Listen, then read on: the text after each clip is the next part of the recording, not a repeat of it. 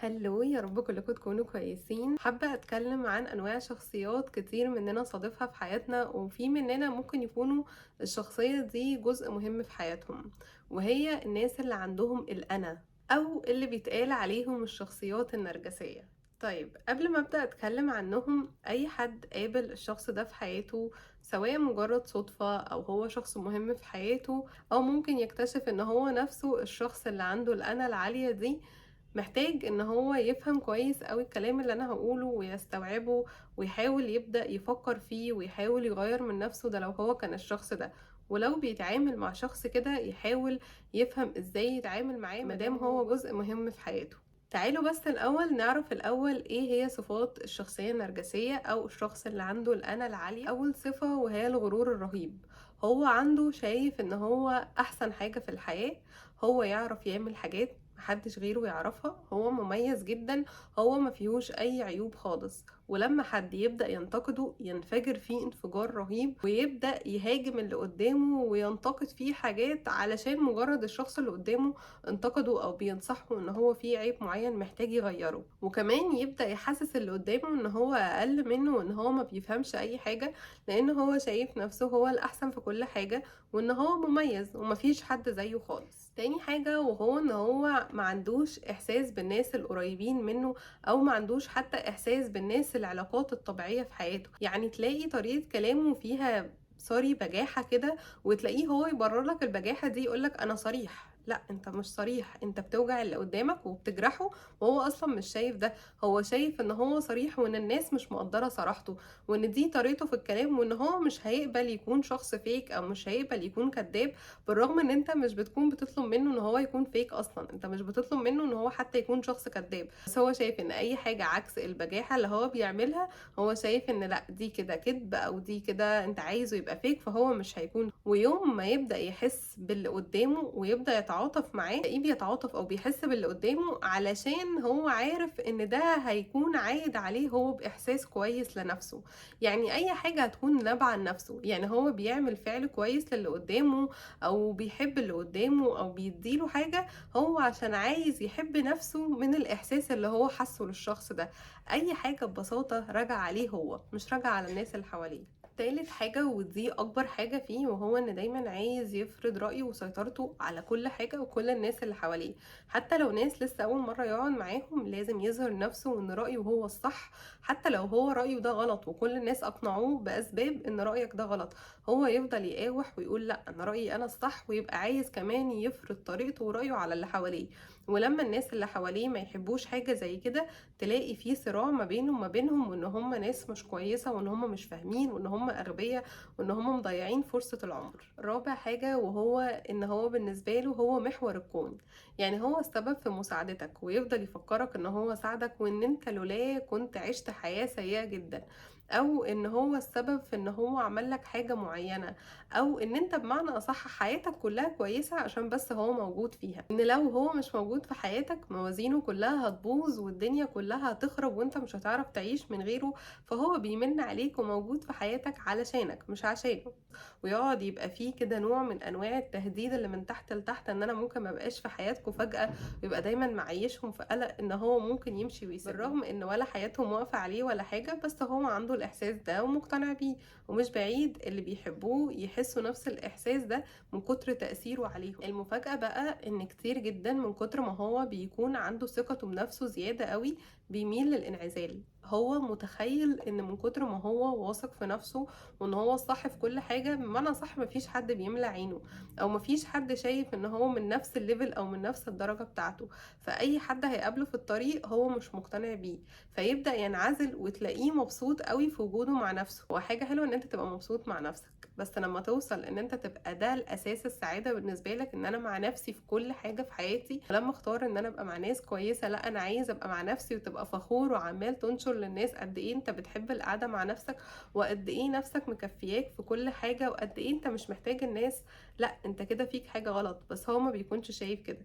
هو بيبقى شايف ان دي قوة وان هو مش محتاج الناس، رغم ان وجود الناس والعلاقات شيء مهم جدا. ما كانتش مهمة بكل بساطة، ما كانش ربنا خلقنا كلنا لبعض عشان نكمل بعض بعض بطريقة او باخرى، بس هو ما بيبقاش شايف كده. طبعا في شخصيات منهم بتوصل معاهم بقى الامراض نفسية، الموضوع بيتطور اكتر لدرجة ان هو بيبقى عنده امراض كده، بتجيله افكار بتجيله غير افكار الناس كلها. يعني هو مقتنع من كتر ما هو واثق في نفسه ان اللي حواليه دول وحشين، او ان اللي حواليه دول بيحاولوا يقنعوه بحاجة عكس شخصيته ويأثروا عليه، فهو هيقاومهم ويبدأ سلسلة من الافكار المرضية وهو مش شايف اصلا ان في اي مرض. ولو حد بدأ يواجهه ويقوله انت عندك مرض معين، يشوف ان الشخص ده عايز يضره وان هو عايز يلعب عليه وعايز يلعب بنفسيته، فتلاقيه هجم على الشخص ده وضده تماما. وفي ناس للأسف بتوصل معاها الموضوع لليفل ومراحل أكبر من كده بكتير جدا، إن الانعزال بيودي لإدمان وأخطار كتيرة جدا. وطبعا في حالات كتير بتستدعي إن لازم تدخل متخصص، بس للأسف ده بيكون الموضوع صعب لأن الشخص نفسه ما بيكونش أصلا فاهم إن هو فيه مشكلة. طيب لو أنا المفروض إن أنا أتعامل مع الشخص ده أعمل إيه؟ لو هو شخص مش قريب مني بس هو جزء من يومي بحكم تعاملات شغل دراسة اي نوع من انواع التعاملات، لازم ان احنا هنتعامل مع بعض نحاول على قد ما نقدر ان احنا ما نجتمعش بيه كتير، ما نحاولش ان احنا نقرب منه. مش نقول بينا وبين نفسنا I can fix him والكلام ده، مفيش الكلام ده خالص.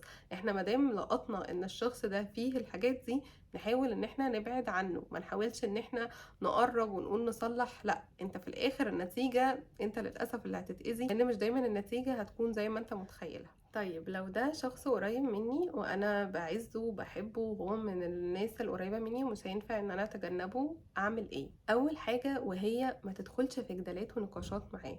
يعني لو حصل ان في موقف ما بينكم كل واحد وجهة نظر مختلفة، اسمعه وخليه يطلع اللي عنده، زي ما تكون بتاخده على قد عقله شوية. سيبه يقول كل اللي عنده. عارف ليه؟ لان انت لو بدأت في نقاش وجدال معاه الموضوع هينتهي بشكل سيء جدا، وهتلاقي ان الموضوع كبر اكتر وهو عمال يتخانق ويجادل معاك، ومش بعيد كمان يقعد يحلل شخصيتك ان انت اللي فيك مشكلة. فسيبه يقول اللي عنده وخده على قد عقله وقتها.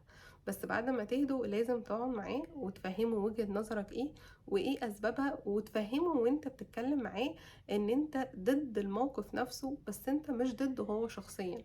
يعني انت مش حابب الموقف نفسه ومش حابب وجهة النظر دي، بس ده مش معناه ان انت مش حابه هو شخصيا. لان انت لو مفهمتوش النقطة دي هو بيبقى فاهم ان انت بتنتقده هو وان المشكلة فيه هو، فبيبدأ يهاجم، ما بيبقاش فاهم ان دي وجهة نظر مختلفة. تاني حاجة وهي ان انت حسسه بان هو مهم وحسسه ان بوجوده مهم، بس مش في كل حاجة. يعني بلاش ان انت في كل حاجة تقعد تنفخ فيه وتحسسه ان هو اساس الكون واساس محور كل حاجة. لا، فهمه ان انت مهم في حياتي وانا شخص بحبك وبعتز بيك وابقى فخورة ان انت في حياتي. بس في نفس الوقت وانت بتفهمه ده كل فترة والتانية، فهمه ان في ناس حواليه، فهمه ان في ناس بيحبوه ولازم يهتم بيهم. فكروا باللي حواليه وبالناس الموجودين حواليه وايه تأثيره عليهم، وشجعوا ان هو يعمل للناس اللي حواليه حاجة تبسطهم. قوله شوف نتيجة الحاجة اللي انت هتعملها لهم دي لما يتبسطوا هتبقى ايه نتيجتها عليك. هتلاقي ان انت هتحس احساس حلو، فانت هتبقى مبسوط من نفسك. تالت حاجة وان انت تحاول كل فترة كده في اي نقاش ما بينكم تحاول تلفت انتباهه ان هو مش دايما احسن حاجة في كل حاجة، وان هو مش محور الكون. بس طبعا ما تجيبهالوش كده دايركت على طول، تحاول تجيبها له بطريقة لذيذة، ان مش كل حاجة محورها انت، وان انت تفهمه ليه وان احنا كلنا بنكمل بعض وان احنا كلنا محتاجين بعض. هو طبعا عشان نبقى واقعيين مش هيستوعبك ولا من اول ولا تاني ولا تالت ولا رابع مرة، بس ممكن يستوعبك من الخامسة والستة، ممكن يستوعبك من العشرة. بس صدقوني كتر ما انتوا بتخليهم ينتبهوا للناس اللي حواليهم، على الأقل بينهم وبين نفسهم هيبدأوا يحطوا ده في عين الاعتبار. رابع حاجة وهي ان انت دايما وريله نتيجة الحاجة الحلوة اللي بيعملها لك. يعني بكل بساطة لو عمل لك تصرف حلو بسيط، حسسه بقد ايه انت مبسوط وقد ايه التصرف ده فرق معاك. هو لما بيبدأ يشوف تأثير الحاجات الحلوة اللي هو بيعملها، بيخرج من الدايرة بتاعة الأنا بتاعته، بيشوف ان في حاجات مختلفة عن الأنا بتكون سبب في سعادة وانبساط. وساعتها هو بيبدأ يبص لنفسه بطريقة مختلفة، لان هو بيشوف ان هو يقدر يعمل اختلاف في الناس اللي حواليه ويبدأ يساعدهم. حاجة أخيرة وهي ان انت لو بعد الكلام ده اكتشفت ان انت الشخص ده، انت الشخص اللي عنده الأنا العالية، مش عيب ان انت تبدأ تراجع نفسك. تبدأ تغير من نفسك ولو بخطوات بسيطة. تبدأ ان انت حتى تقرأ عن الموضوع او تسمع من اللي حواليك ايه رأيهم فيك. صدقني يوم ما تبدأ تاخد خطوة التغيير حتى لو خطوة بسيطة، هتلاقي ان في حاجات كتيرة قوي انت هتختبرها واحاسيس هتحسها مختلفة تماما عن اللي كنت بتحسه لنفسك، وهتكون سبب في سعادة وانبساط ليك. حاجة حلوة قوي ان انت تبقى واثق في نفسك، بس مش لدرجة ان انت نفسك هي الاهم من كل اللي حواليك، حتى لو ده كان هيسبب ليهم اذى او ضيقة او وجع معين. اشوفكم يوم تاني ان شاء الله.